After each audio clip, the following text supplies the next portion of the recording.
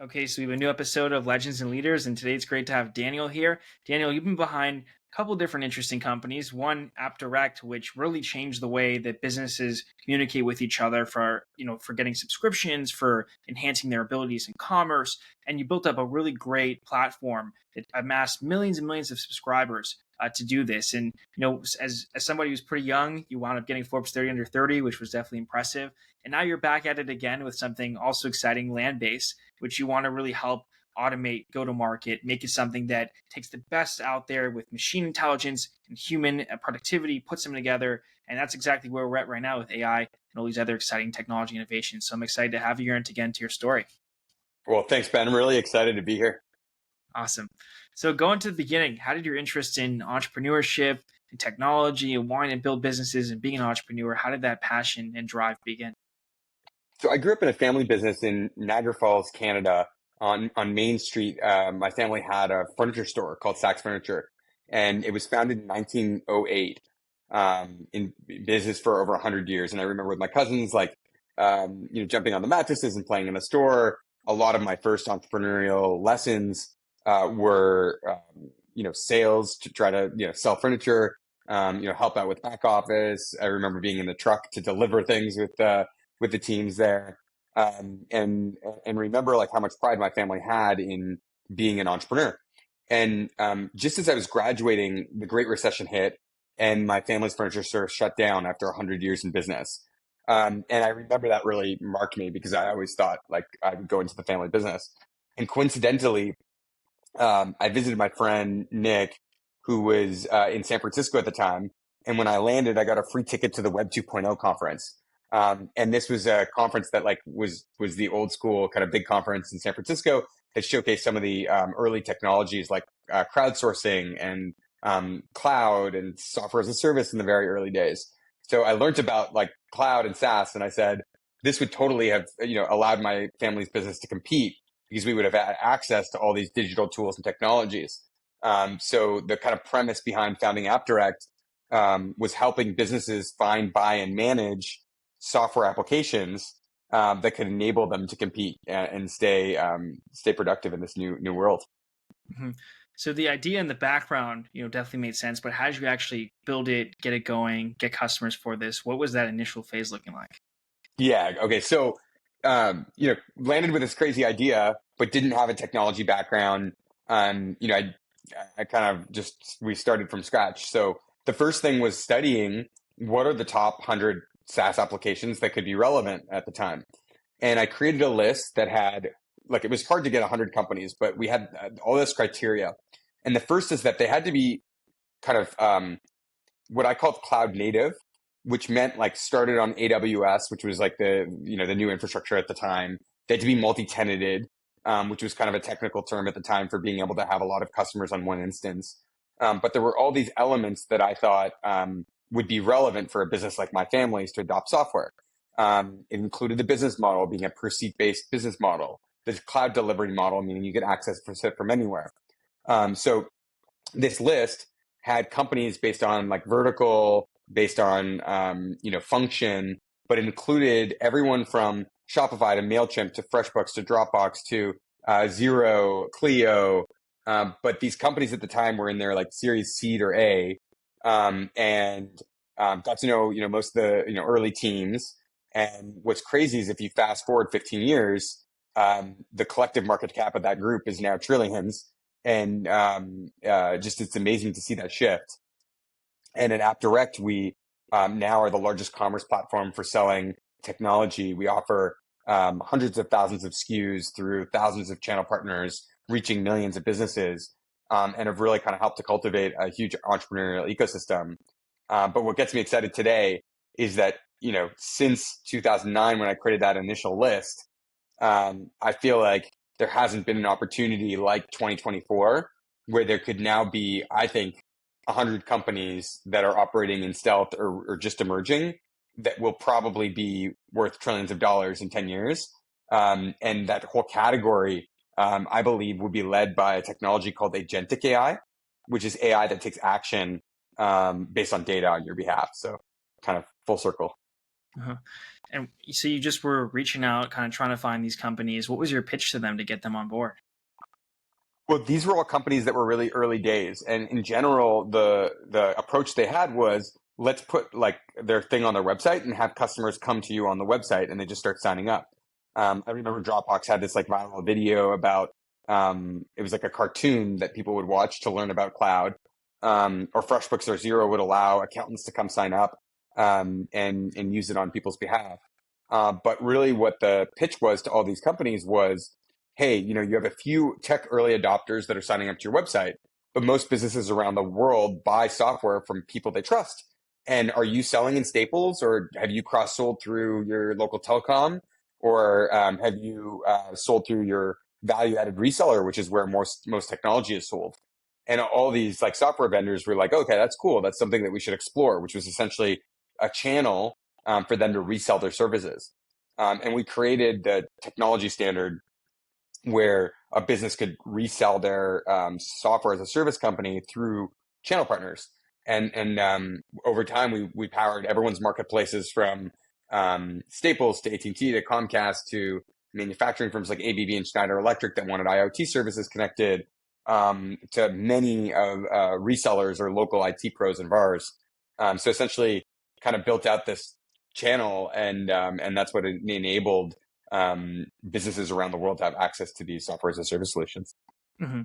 And so this was at a time when where people were just starting to think about end-to-end cloud commerce and putting that all together and having an all-in-one solution. You're like, well, hey, we can offer you everything you need in this category on our platform. Yeah, I think we might have even like came up with a term at the beginning. Like these things in the early days in 2009, 10, like people didn't even know what it was. So yeah, the idea of like marketplace or marketplace as a service or SaaS or app store or cloud commerce or billing, these were all like really early emerging things. So, you know, for example, like Steve Jobs launched the App Store in 2007. Mark Benioff had the App Exchange like the year later. Our CTO was the first product manager on the Salesforce App Exchange and came over to build AppDirect with us to build the App Store for everyone else. But a lot of these things that we were kind of working on hadn't been coined or invented. It was just building from scratch based on a need that we thought businesses would want. Interesting. And also at this time, you were hosting your own podcast too. Yeah, we, one of the things I love doing is just talking to entrepreneurs. And the other thing that I loved throughout my life, and this is a skill set that you have, is just like reaching out to people who I think are interesting. So when I was 12 years old, I actually wrote a letter to Bill Gates. And I just said, like, he had just become the richest guy in the world. And at the time I was really young, I was like, wow, someday I want to be like you. You've built this amazing company. And he actually responded with an autographed picture in the mail. That's And nice. over the years, I've outreached to many executives, founders, CEOs, both for business partnerships or just for learnings. So I thought that having a podcast to be able to share some of those discussions and stories would be fun. And it's called Decoding Digital. Top I think 1.5% podcast on the players. But I just want to be a legend and a leader like you, Ben. That is the goal. That's awesome though, that you at 12 years old, you were already doing cold reaching out and you got written back. You don't always get written back. Well, it's a numbers game, you gotta, Mhm. I think like anything with outreach or marketing is you need to be cool with rejection. You need to think about like a story and craft a message that's very unique. And now I'm doing that as a profession with Landbase, but happy to share any of the insights you want. For sure. So what did it feel like, Daniel, to get Forbes 30 under 30? What was that kind of accomplishment? What did it mean to you? So, at the time, I think it was like a really exciting thing. It's something that I dreamed of like when I was a kid. Even my business partner and I, Nick, we used to like look at the Inc. 500 and, look at the Forbes lists. And, it was just something that we studied and just kind of thought like, what are the secret sauces to that? At the time, even becoming a unicorn was pretty scarce. So we were the first 100 unicorns. And I think there was only so many started by people under 30. So it's kind of pretty cool to kind of hit that mark, to get the 30 under 30. What's interesting though, and this is something I'd say, which is different when you're in your 20s or in your 30s.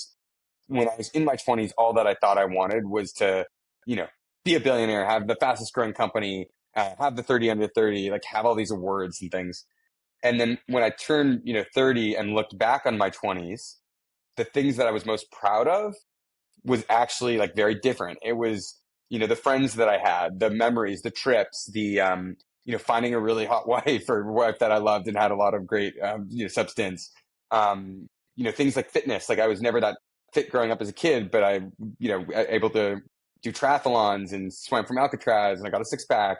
And it's kind of like, it's funny, but the non-tangible things looking back were the things that I cared about. But I remember when I was 20, all I wanted to do was just be on that Forbes 30 under 30. At this point, honestly, I couldn't care less, but it's just kind of funny how kind of you're wired. Definitely is, but it's interesting that looking back, that's what you realized. I mean, you still did what you did, and that's how you kind of figure out what you want to do next. And I'm sure you don't regret it, but I mean, that's awesome that your priorities are now in line in a different place.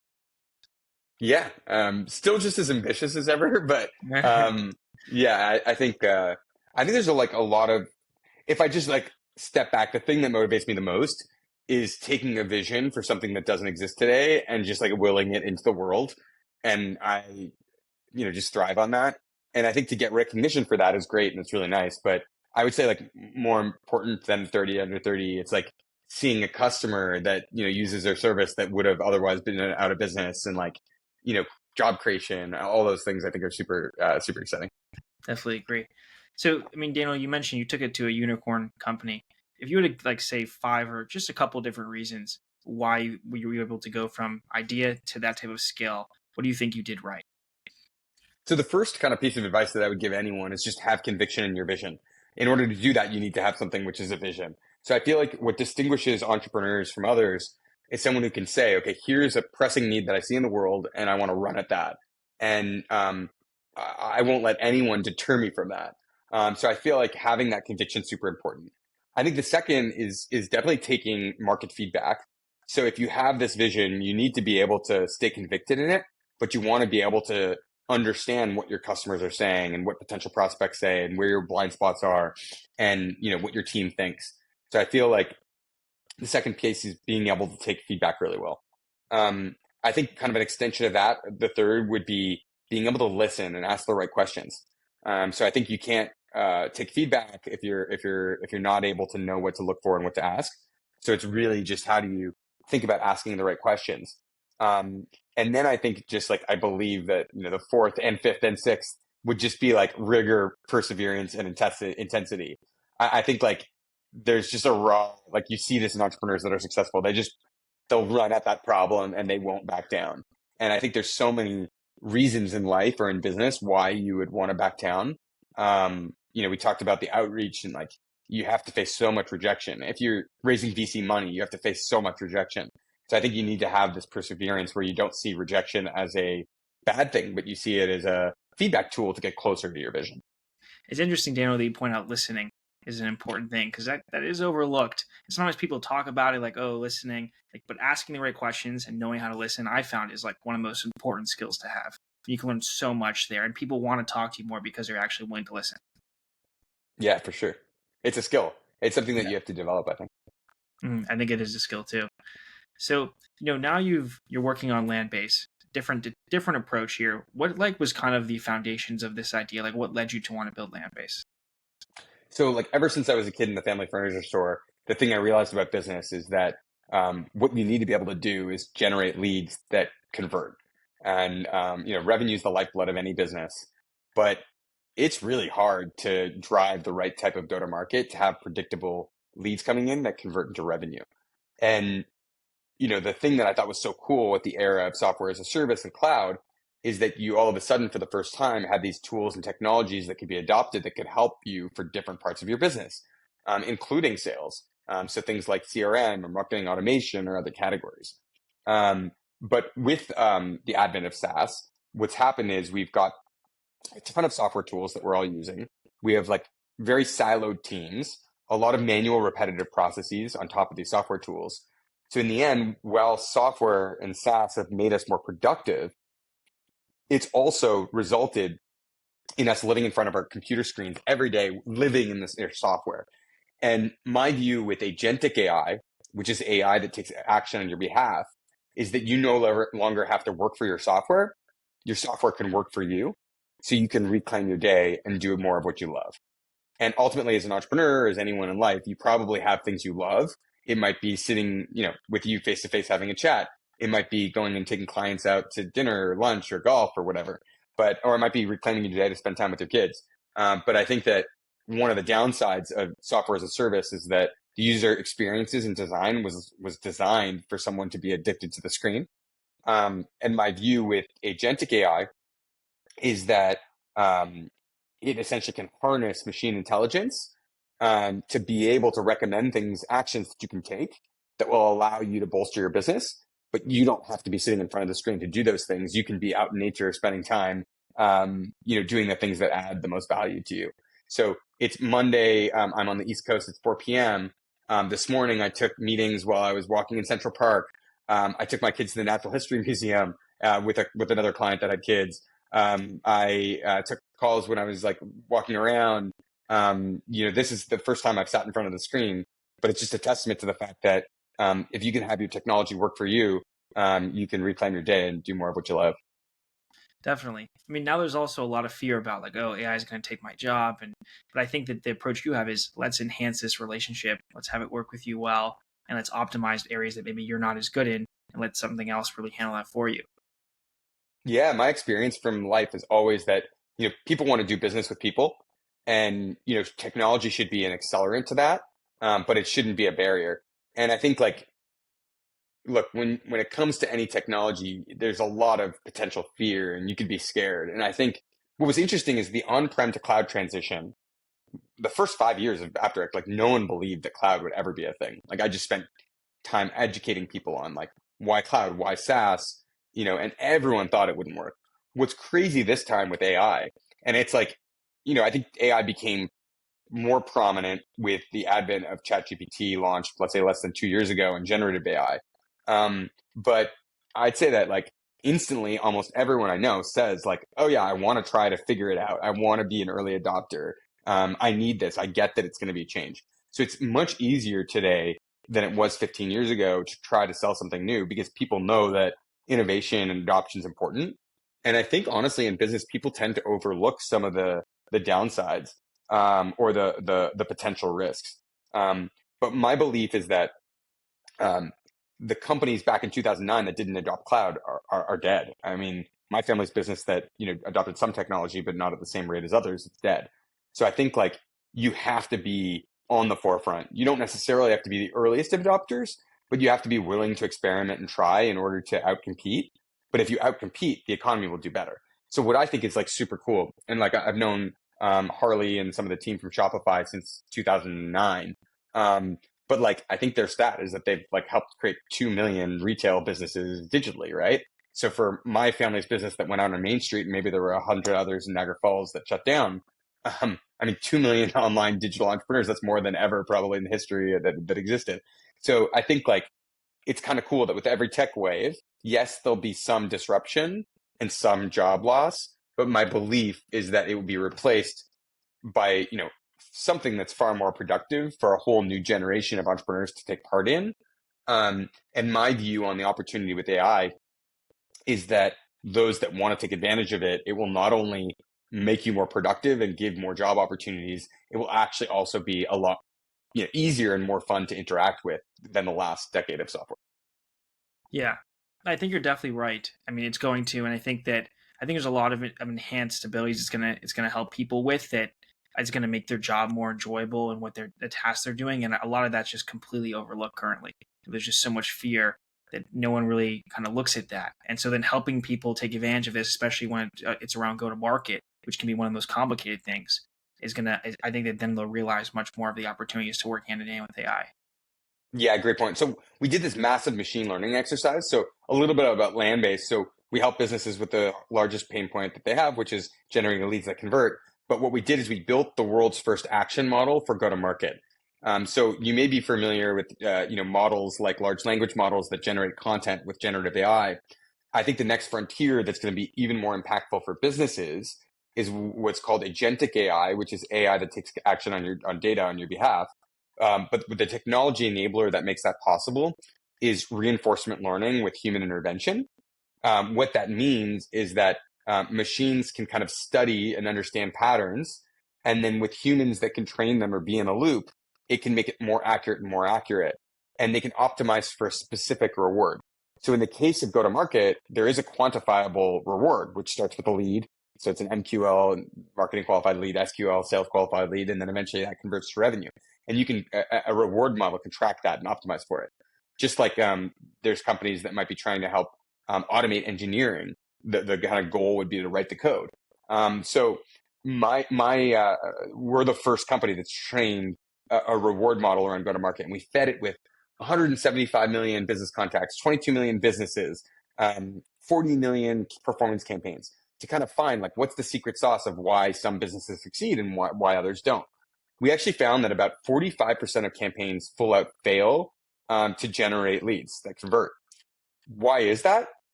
It's actually that they don't have the right level of digital credibility. So to your point around like AI and some of the new technologies, what we found is it's all about trust. And that trust has to do with things that you as a human can do to bolster your digital credibility, both as an individual and as your company's brand. So one of the first things that kind of Landbase uncovered, and we're offering this as a free tool to businesses, is something that we call the Landbase Trust Score, where you can come to landbase.com, you can give us your URL for any of your business, for a business, and we can give you a score.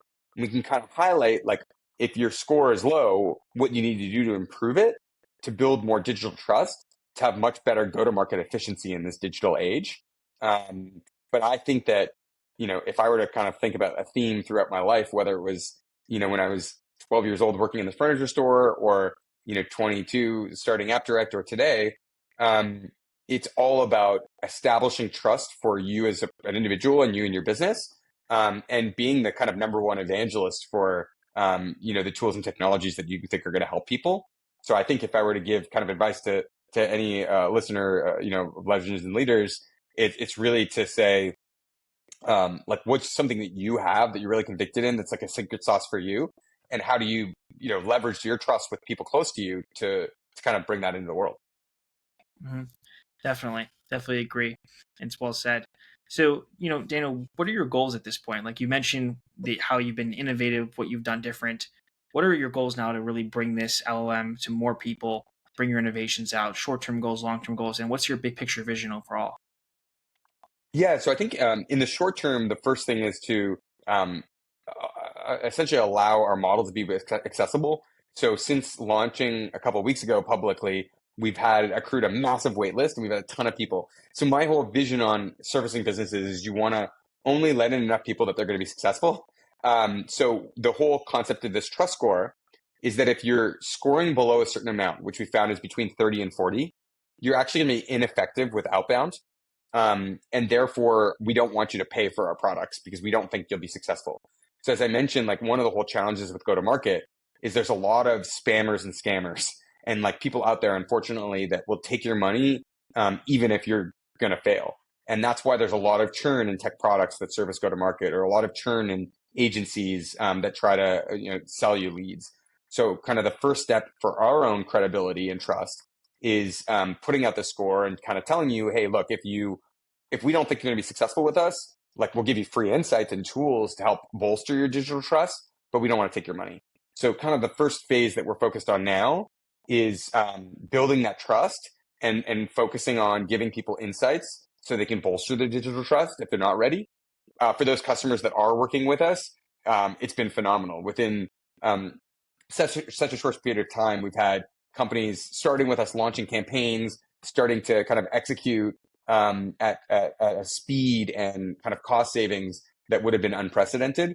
So to me, the key thing for the business right now is just having like great customer evangelists, great customer case studies.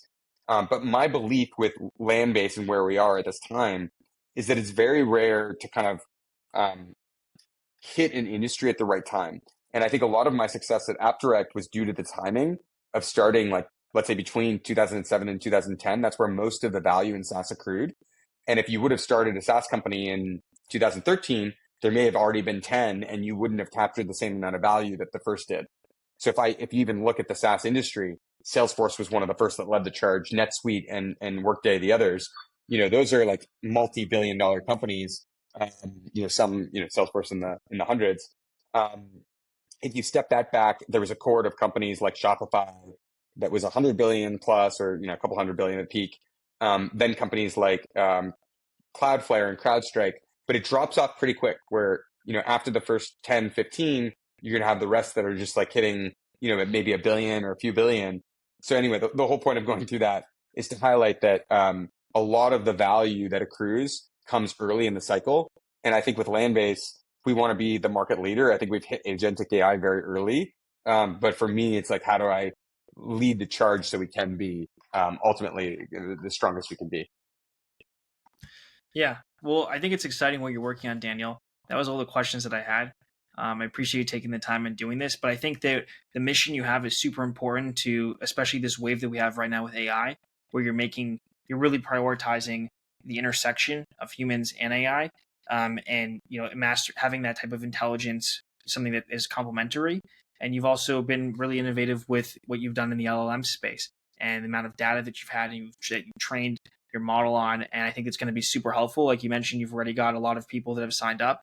I'm sure that this, that's the people you bring on, it's going to be a really good success with them and then scale further. And I'm excited to see how you're going to become a big player in this space. So wishing you much success and thanks for doing this.